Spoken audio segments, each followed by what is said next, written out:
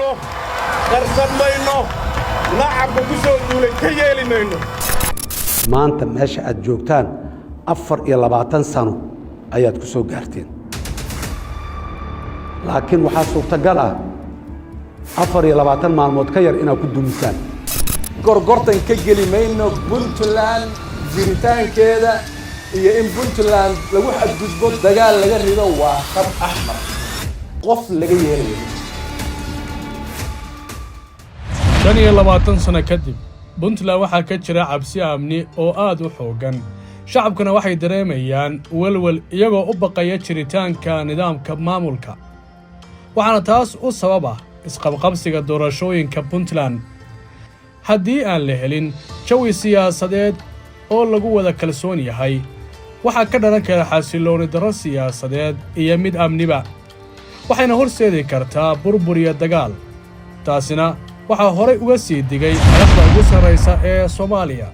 madaxweyne xasan sheekh maxamuud iyo ra'iisul wasaare xamse cabdi barre waxay horey u sheegeen in Puntland ay wajihi doonto xaalad siyaasadeed oo aad u qaraar sababi kartana in Puntland ay ku burburto haddii aan la dhageysan waxgaradka siyaasiyiinta isimada iyo bulshada qaybaheeda kala duwan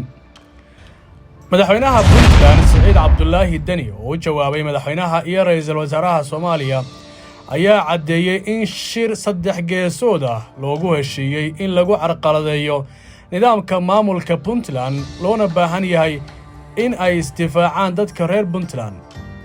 marna kama hadlin mana soo hadal qaadin madaxweynuhu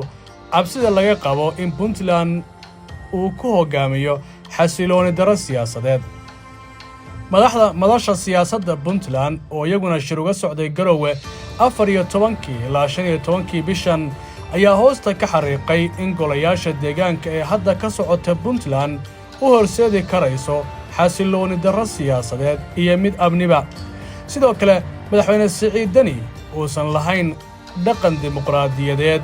laguna aamini karin geedi socodka dimuqraadiyadda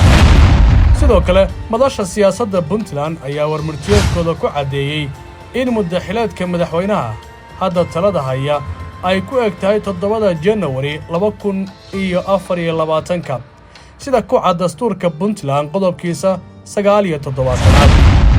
waana lama huraan in 8 January 2024 la xaqiijiyo doorashada madaxweynaha Puntland inay ku dhacdo xilligeeda kaasoo ah mid dastuuri ah si looga badbaadiyo hubanti la'aan siyaasadeed mid amni iyo firaaq dastuuri ah siyaasiyiinta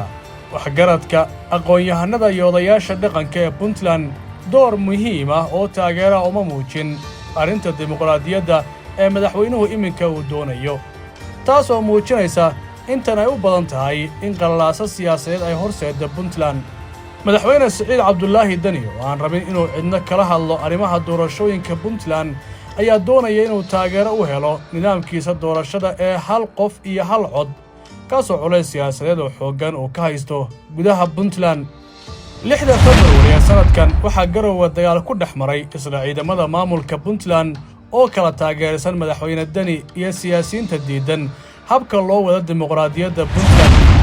3 bil kadib waxaa jirta khatartii hore ka weyn dad badan oo Soomaaliyeed ayaa aaminsan in nidaamka dimuqraadiyadda ee Puntland la marin habaabiyay oo looga faa'iideysanayo dana shakhsi ku daaban sida ku darsasho ku ugaarsasho iyo dib isku doorasho waana damaca madaxweynaha talada haya ee Puntland sida ay dadka qaybtii aragtidooda ka dhiibanayaan